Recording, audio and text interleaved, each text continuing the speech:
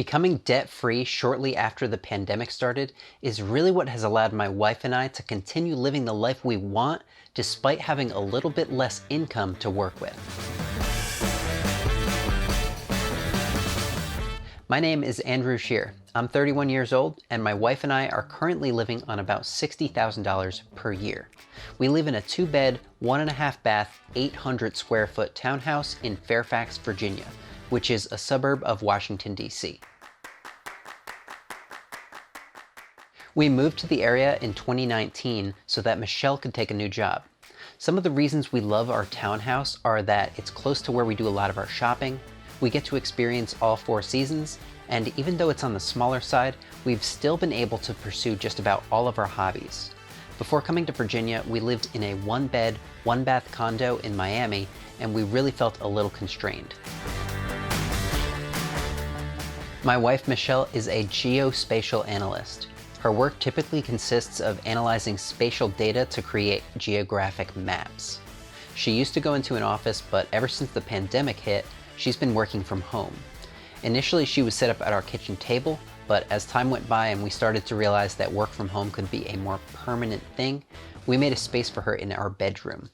My job as a wedding and documentary filmmaker is kind of on hold right now. Just about all of my weddings have been postponed until later in 2021, and the nonprofit organizations I create documentary video content for had to scale back their in-person operations, which eliminated another huge chunk of my work. I've done a few small jobs here and there, but for most of the past year, we've operated as a single income household with Michelle as the breadwinner. Michelle and I have been living a pretty frugal lifestyle over the past 3 years while we paid off debt and saved up for a home. So we've been really intentional about finding low-cost activities we can do together while still having some fun. Every Friday we do movie night at home, and a lot of times we'll borrow DVDs from our local library. In spring and summer, we love going hiking or just for a stroll through the neighborhood. In the fall, we always do apple picking. And in the winter, we love driving around looking at holiday lights and going sledding whenever there's snow on the ground. Sticking to activities that don't necessarily cost a lot has really accelerated our debt payoff and our savings, and we're really grateful for it. Our biggest line item in our monthly budget is definitely rent. We pay $1,750 per month for our townhouse. After that, we spend about $450 per month on health insurance, $300 per month on groceries, and $100 per month on car insurance. We spend an average of $150 per month on medical expenses and on car repairs, and we still manage to put at least $500 into savings every single month. Our biggest goal right now is saving for a down payment on a new home. Getting out of debt definitely taught us how to eat well on a small budget. It's really important to both of us that we eat lots of fruits, vegetables, and healthy proteins. I do our grocery shopping about once a week and typically spend about $70 or $80 at the grocery store. 90% of our groceries come from a grocery store called Lidl, which opened a new location nearby last year, and the remaining 10% comes from Aldi and Wegmans. I really love shopping at Lidl because the prices are really comparable to Aldi, but the selection is vastly superior. For the most part, we dine in, and for dinners we do meal prep twice a week, so we don't ever have to eat the same thing 2 days in a row. Since getting out of debt, we've slowly gotten back into the habit of getting food from restaurants again, although it's just been takeout with the pandemic going on. We'll usually order out once every couple of weeks. One of the biggest expenses that a lot of people have, but we don't, is a car payment. That's because both Michelle and I own our vehicles outright, free and clear. Michelle drives a 2010 Nissan Sentra that she named Jet because the color is jet black. And I drive a 2005 Ford Taurus that I named Kelly because ever since I got it, there's been a little Kelly badge on the trunk.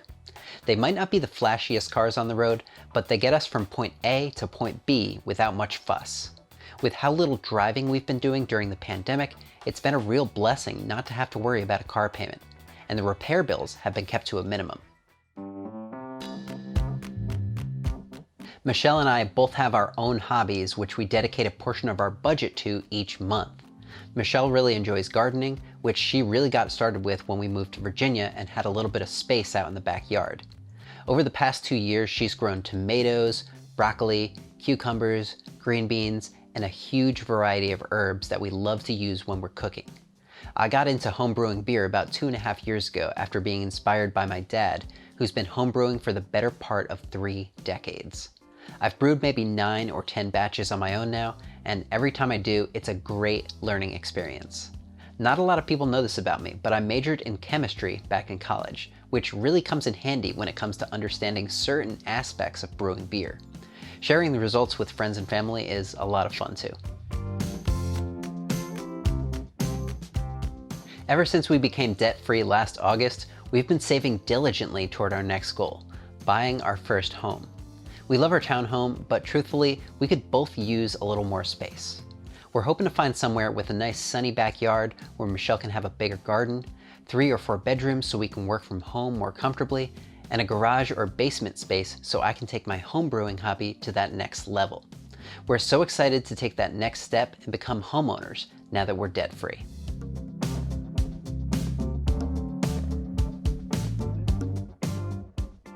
Hey guys, Andrew here.